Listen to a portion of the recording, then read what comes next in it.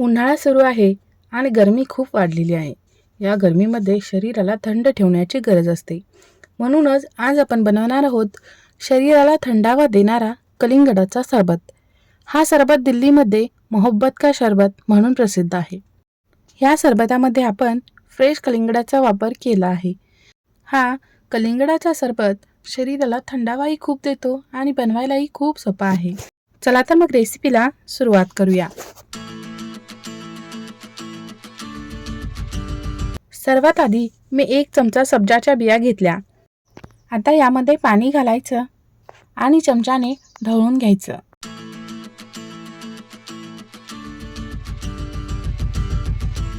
आता मी एक मीडियम साईजचं कलिंगड घेतलंय. याला टरबूज देखील म्हटलं जातं.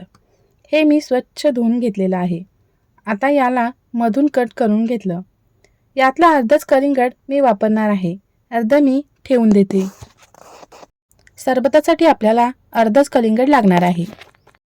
आता याचे परत 2 भाग करून घ्यायचे. आता याला चाकूने उभे आणि आडवे बारीक बारीक कट द्यायचे.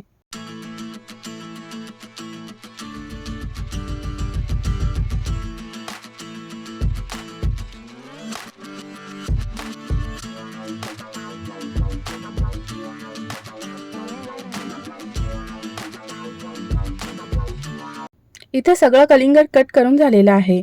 इथं बघू शकता तुम्ही एकदम बारीक तुकडे झालेले आहेत. यातले थोडे कलिंगड बाजूला ठेवायचे आणि बाकीचे सर्व कलिंगड एका मिक्सरच्या भांड्यात घालून घ्यायचे. आता झाकण लावून 2 ते 3 मिनिटं फिरवून घ्यायचे. आता बघू शकता कलिंगडाचा सगळा रस निघलेला आहे. आता हा रस एका गाळणीच्या मदतीने गाळून घ्यायचा. म्हणजे कलिंगडातल्या बिया वेगळ्या होतात आणि सरबतामध्ये येत नाहीत.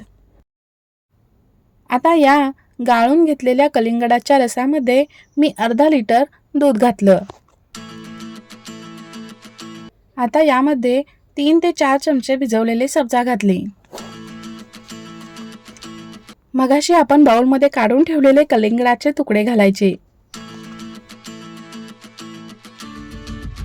3 ते 4 चमचे रोज सिरप घातले.